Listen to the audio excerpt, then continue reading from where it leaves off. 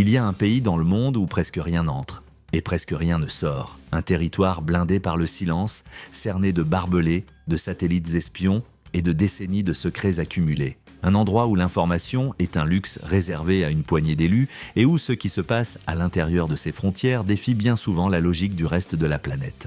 Nous parlons bien sûr de la République populaire démocratique de Corée, la Corée du Nord. Et pendant que le monde entier se demande si ce pays est seulement capable de nourrir sa propre population, dans l'ombre, au cœur d'installations souterraines et d'usines qui n'apparaissent sur aucune carte civile, il se trame quelque chose, des machines, immenses, puissantes, inquiétantes, des prouesses d'ingénierie qui, selon les analystes, ça, les experts militaires et les services de renseignement de plusieurs pays ne se contentent pas d'égaler les puissances occidentales, mais qui, dans certains domaines, ont même plusieurs longueurs d'avance. Comment est-ce possible? Comment un pays frappé par des sanctions internationales, souffrant de pénurie d'énergie et isolé depuis des décennies, a-t-il réussi à développer une technologie qui donne des sueurs froides aux meilleures armées du monde? C'est exactement ce que nous allons découvrir aujourd'hui. Car derrière le mystère, derrière la propagande, derrière les images de Kim Jong-un souriant devant des fusées et des chars, il existe une réalité technique et militaire que les gouvernements de la Corée du Sud, du Japon et des États-Unis et de leurs alliés de l'OTAN analysent avec la plus grande inquiétude à chaque fois qu'une nouvelle information fuite de Pyongyang, un pays qui ne devrait pas être en mesure de faire ce qu'il fait. Et pourtant, il le fait. Voici les 12 machines géantes de la Corée du Nord qui ont des années d'avance sur le reste du monde. Position numéro 12, le véhicule tracteur érecteur lanceur TEL. On commence avec ce qui, à première vue, ressemble simplement à un très gros camion. Mais ce n'est pas le cas. Ce que vous regardez est l'un des véhicules les plus redoutés par les analystes de la défense occidentaux. Le tracteur érecteur lanceur, plus connu sous l'acronyme TEL, ce colosse possède entre 16 et 22 essieux, mesure plusieurs dizaines de mètres de long, et sa mission est aussi simple que terrifiante. Transporter des missiles balistiques intercontinentaux, les dresser à la verticale et les lancer. En l'espace de quelques minutes, depuis n'importe où, c'est précisément ce qui le rend si dangereux. Les silos de missiles fixes peuvent être repérés par des satellites et détruits de manière préventive. Mais un TEL se déplace, change de position, se cache dans des tunnels ou sous le couvert des forêts. La Corée du Nord a perfectionné ses véhicules à un tel point qu'elle a laissé les ingénieurs du Pentagone complètement perplexes. Le Hwasong-17, surnommé le monstre, est transporté par un TEL de 22 essieux qui représente un véritable exploit d'ingénierie mécanique, hydraulique et électronique que très peu de pays au monde seraient capables de reproduire.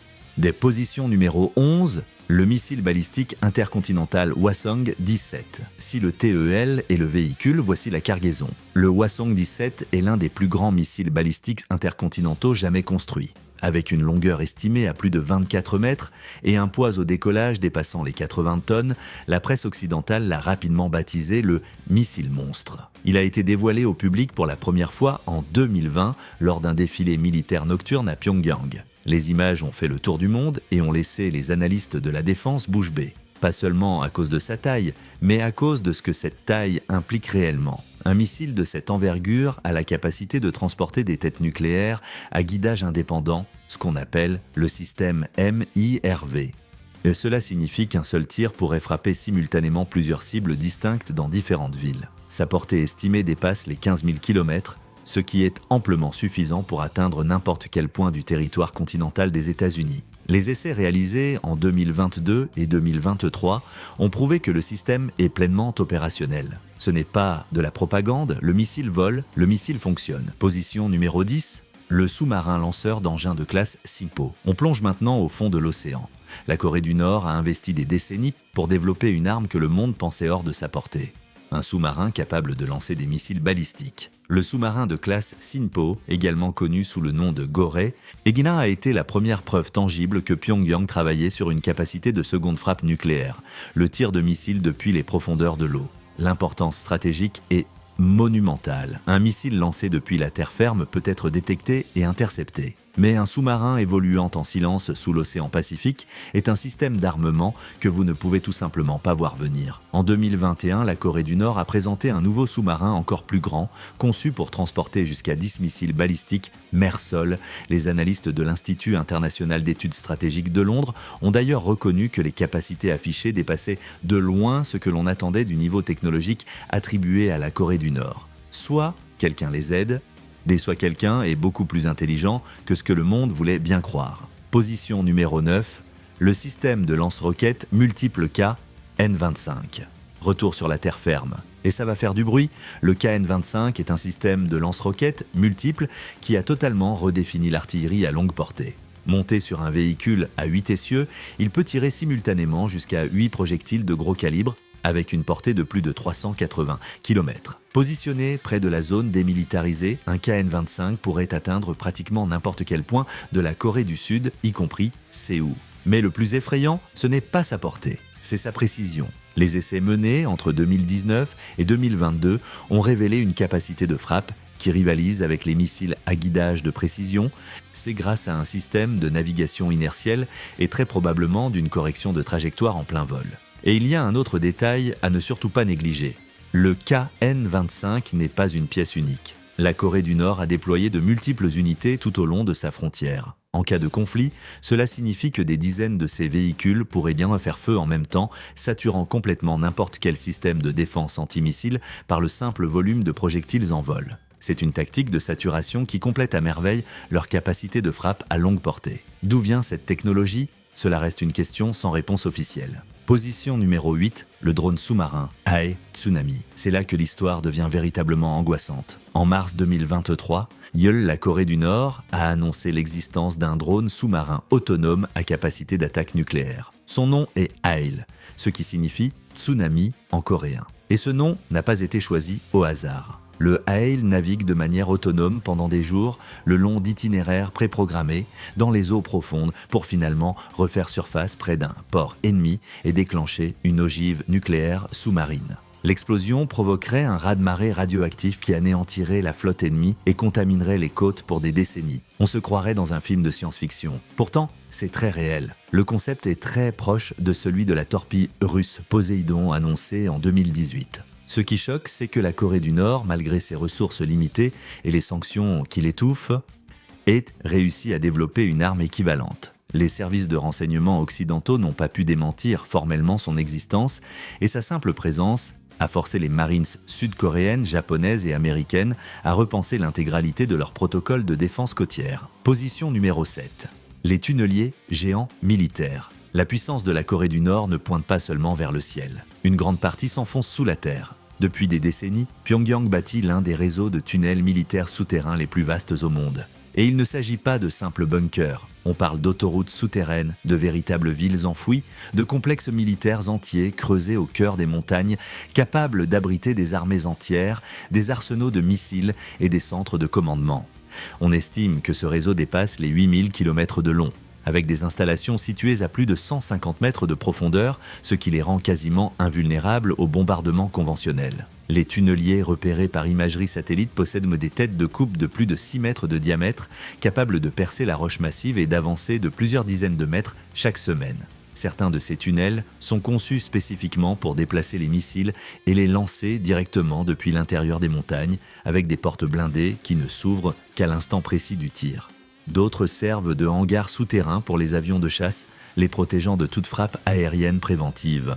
Le réseau comprend également des voies ferrées internes, tient des dépôts de carburant taillés dans la roche et des systèmes de ventilation géants qui permettent de faire tourner des moteurs sous terre pendant de longues périodes. Ce système souterrain est sans doute l'atout stratégique le moins visible, mais le plus précieux de tout l'arsenal de Pyongyang. Car ce que l'on ne peut pas voir, on ne peut pas le détruire. Position numéro 6, le char Chonma 216 et son successeur secret lors du défilé célébrant le 75e anniversaire du Parti des Travailleurs. En octobre 2020, le monde a assisté à une scène inattendue, l'apparition d'un nouveau char d'assaut gigantesque. Selon les experts de Jane's Defense, il s'agirait du plus grand véhicule blindé jamais produit par la Corée du Nord. Le Chonma 216 affichait un blindage réactif, des systèmes de lancement de missiles montés sur le châssis et une tourelle de gros calibre et un poids estimé entre 55 et 60 tonnes, le plaçant dans la même catégorie que le M1 Abrams américain ou le Léopard 2 allemand. Un an plus tard, lors du défilé de 2021, un autre char, encore plus imposant, a fait son apparition.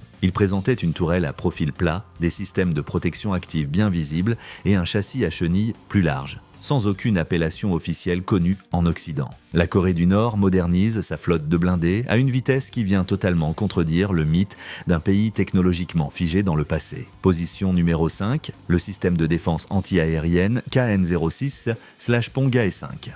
La Corée du Nord ne fait pas qu'attaquer, elle se défend aussi. Et elle le fait avec des systèmes qui ont mis toutes les forces aériennes de la région en état d'alerte maximale. Le KN-06, connu sous le nom de Ponghae-5, est la réponse nord-coréenne au redoutable S-300 russe.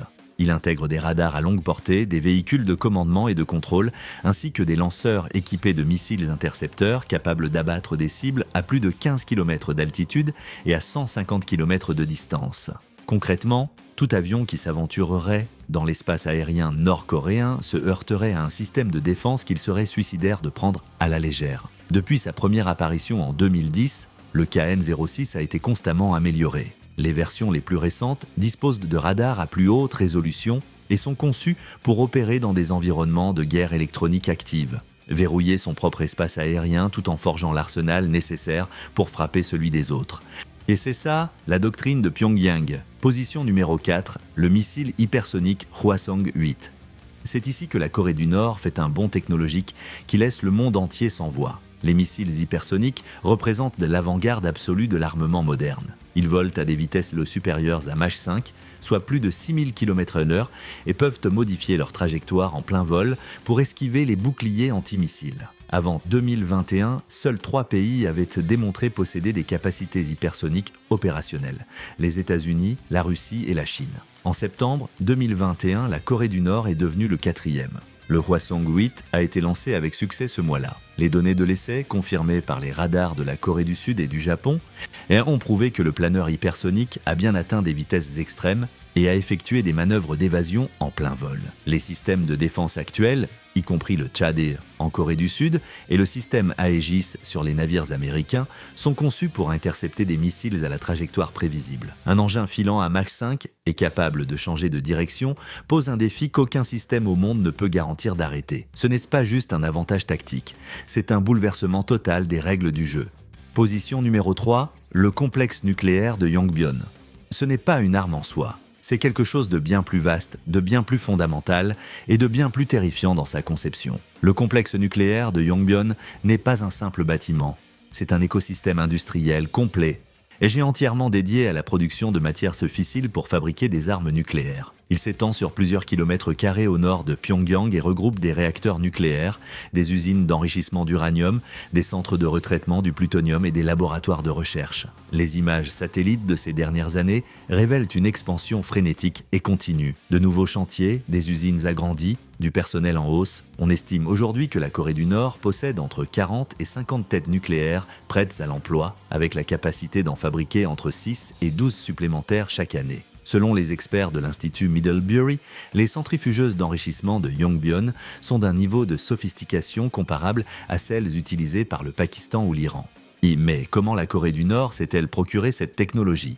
La question reste en suspens, et la réponse pourrait avoir des conséquences à l'échelle mondiale. Position numéro 2, les drones de combat nord-coréens. Les drones ont changé la guerre moderne de manière irréversible, et la Corée du Nord l'a parfaitement compris. En décembre 2022, 5 drones nord-coréens ont franchi la frontière et survolé le territoire sud-coréen pendant des heures, pénétrant même dans la zone d'exclusion aérienne de Séoul. L'armée sud-coréenne a immédiatement fait décoller des avions de chasse et des hélicoptères d'attaque, mais les drones, volant bas, lentement et avec une signature radar quasi indétectable, ont déjoué toutes les tentatives d'interception. Ce fut une humiliation cinglante pour la défense de Séoul, et une preuve irréfutable que Pyongyang maîtrise la guerre asymétrique du XXIe siècle. Lors de ses parades militaires, la Corée du Nord a également exhibé des drones de bien plus grande envergure, dont le design n'est pas sans rappeler les Global Hawk et les Reaper américains, bien qu'ils soient de fabrication locale. L'existence de drones kamikazes a également été confirmée, des appareils très similaires aux drones iraniens Shahed qui ont fait tant de ravages en Ukraine. Et le marché potentiel de l'exportation pour ces drones est un tout autre problème, que les services de renseignement occidentaux surveillent avec une profonde inquiétude. Position numéro 1, le missile de croisière tiré depuis un sous-marin. Nous voilà arrivés à la première position. Et pour bien comprendre pourquoi elle est au sommet de cette liste, il faut d'abord maîtriser un concept clé, la triade nucléaire. Les grandes puissances mondiales basent leurs forces de dissuasion sur la capacité de lancer des têtes nucléaires depuis la Terre, les airs et la mer. Cette triple assurance garantit que même si une première frappe ennemie détruit tous vos silos terrestres et vos bases aériennes, il y aura toujours un sous-marin caché quelque part au fond de l'océan, invisible et intouchable, prêt à lancer une riposte foudroyante. C'est l'assurance vie nucléaire absolue. Et pendant des décennies, la Corée du Nord en était dépourvue. Jusqu'à aujourd'hui, en septembre 2022, Pyongyang a démontré sa capacité à tirer des missiles de croisière stratégiques à longue portée depuis des plateformes sous-marines.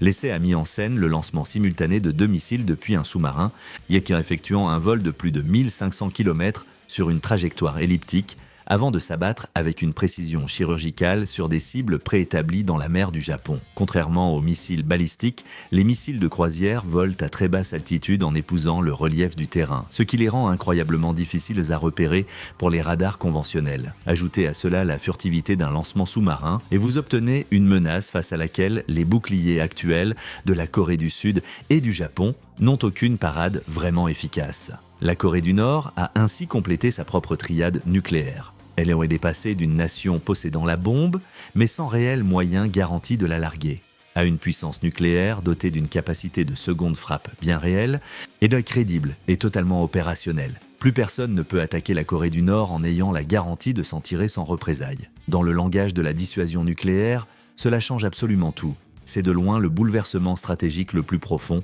et le plus terrifiant de tous ceux que nous venons de voir. Voilà, si vous êtes resté jusqu'ici, j'espère que vous saisissez maintenant pourquoi ce sujet provoque autant de débats chez les experts de la défense et les gouvernements de la région. La Corée du Nord est de bien loin de l'image de pays arriéré que les médias dépeignent souvent à travers des extraits de défilés et de propagande au style kitsch.